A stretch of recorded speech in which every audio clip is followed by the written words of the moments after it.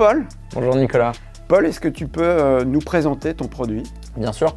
Donc, Adoc, c'est une start-up française fondée en 2016 qui développe des technologies de projection tactile pour la collaboration.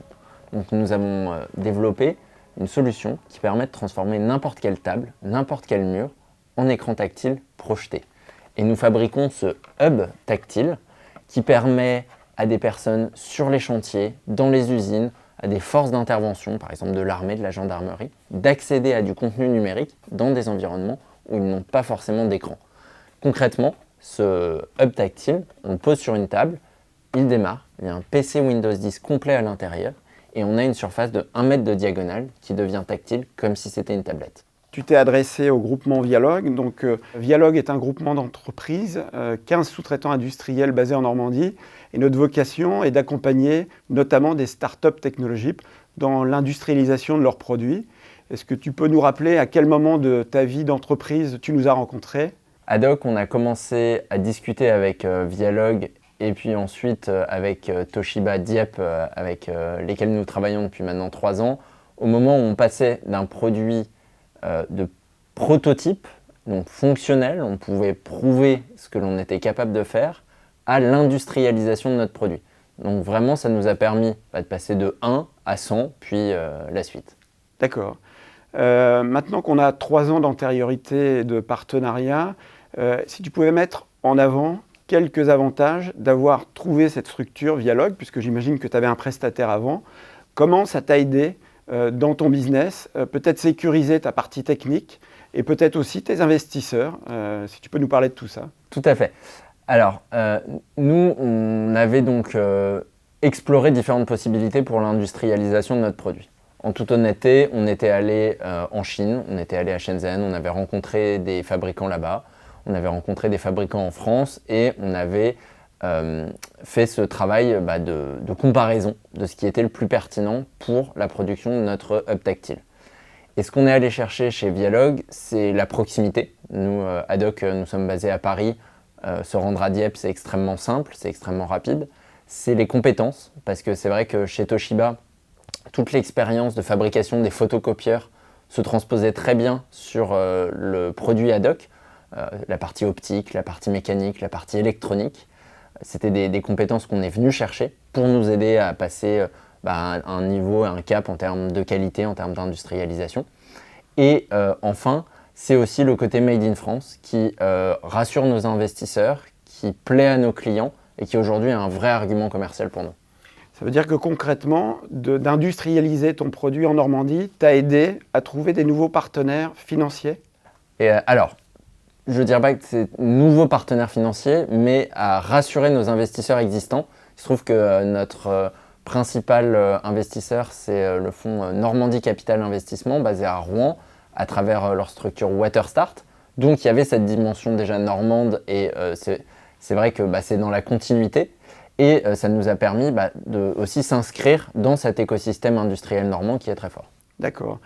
Est-ce que depuis ce partenariat, d'autres sociétés, start-up technologiques, t'ont sollicité pour te demander quel sourcing était le tien? Qu'est-ce qu'eux attendent d'un écosystème qui est à proximité de Paris et qui peut faciliter la mise en œuvre de leurs produits et développer leur business?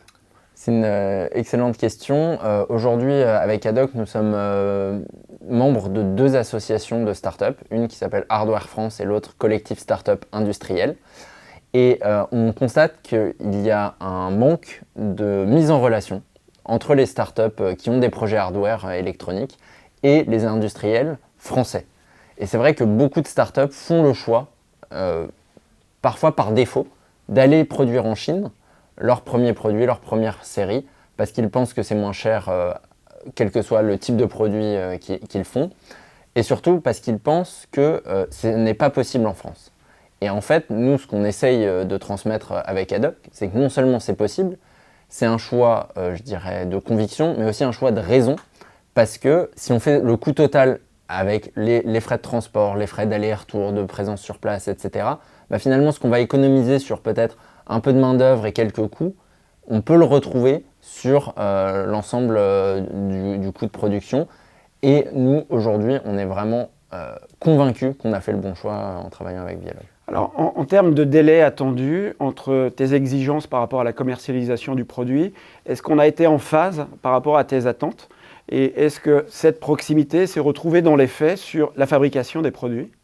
Oui, alors le délai entre la phase de prototypage et la phase d'industrialisation et un produit certifié, il n'est jamais très facile à mesurer en amont, à prévoir. Et nous, la principale difficulté que nous avons rencontrée, elle se situait au niveau de la certification et de ce qu'on appelle la CEM, donc ce sont les rayonnements électromagnétiques, et il y a des normes à respecter. C'est assez complexe, c'est une science précise et difficile à maîtriser.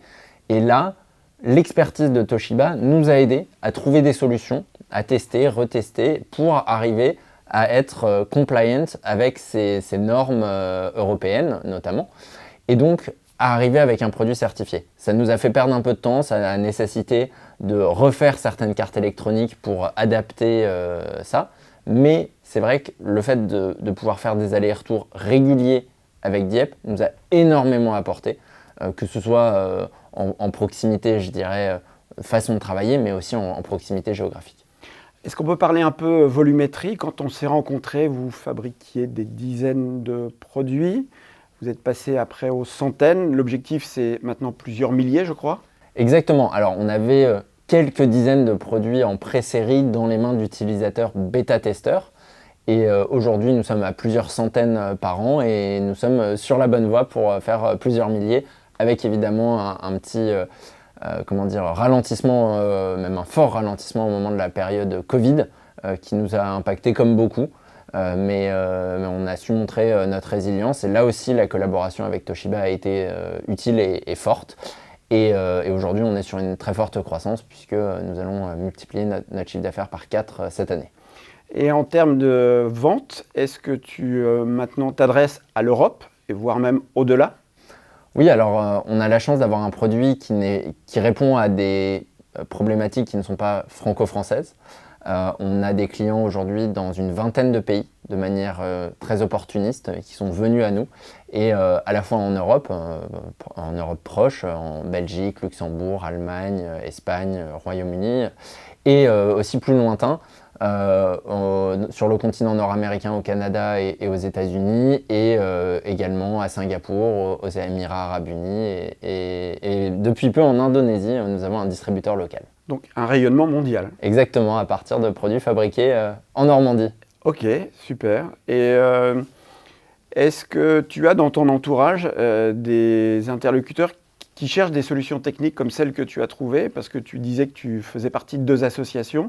Est-ce que c'est un sujet qui est régulièrement abordé, et est-ce qu'on peut imaginer que dans les semaines et les mois qui viennent, d'autres startups technologiques, un peu comme la tienne, pourront venir découvrir nos compétences et mettre en œuvre des partenariats qui vont fiabiliser leurs produits et leur permettre d'être totalement garant de la qualité Made in France. C'est vrai que le Made in France revient de nouveau dans les titres. Là, on parle de relocalisation. La semaine dernière, il y a 15 jours, il y avait un salon Pro Durable qui était à Paris. Il y a une personne de Accenture qui a expliqué que les différentes tensions dans le monde sur les approvisionnements vont permettre et mettre en œuvre des groupements d'entreprises. Donc nous, on était un petit peu... on avait anticipé cette période, mais semble-t-il, il y a un alignement des planètes. Et les opportunités vont, dans les semaines et les mois qui viennent, être assez importantes et souvent portées par des gens jeunes comme toi qui vont avoir des nouveaux usages en observant les marchés et qui, je l'espère, vont pouvoir développer des nouveaux produits et avoir des success stories comme la tienne. J'espère. Alors nous, on observe qu'il y a... c'est plus facile aujourd'hui de lancer une startup hardware que ça pouvait l'être il y a 10 ans, je pense, et même qu'il y a 5 ans. Il y a de plus en plus de choses. On voit que la BPI aide de plus en plus les startups avec une dimension électronique. Ça reste compliqué. Ça reste compliqué de convaincre les investisseurs de prendre des risques sur des projets hardware.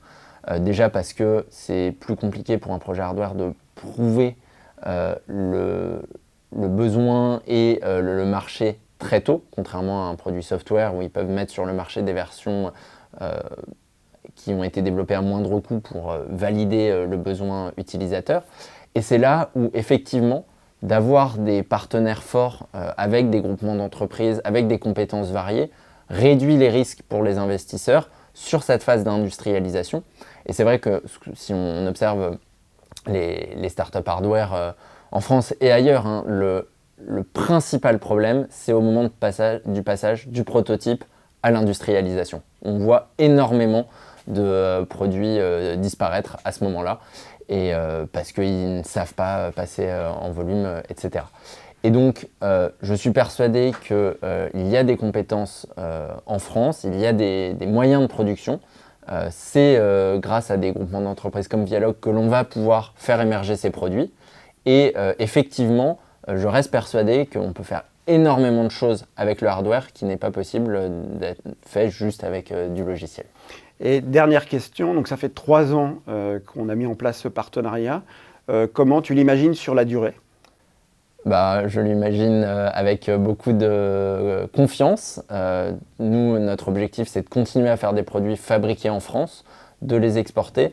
La force aussi d'avoir des liens avec un groupe comme Toshiba, c'est qu'il y a un rayonnement international à la fois de la marque Toshiba, et de dire que c'est fabriqué chez Toshiba, c'est une force, mais également ça veut dire qu'il y a des liens avec d'autres industriels en France, à travers Vialogue, mais pas que. Et nous, Haddock, comme je le disais, nous sommes dans une phase d'internationalisation et on peut profiter de ça pour porter la croissance de la société. Eh bien, merci Paul. J'espère que ça donnera envie à d'autres startups de nous solliciter et de nous permettre de les accompagner dans des développements d'activités. En tout cas, je leur recommande vivement, donc merci Nicolas. Merci à toi Paul.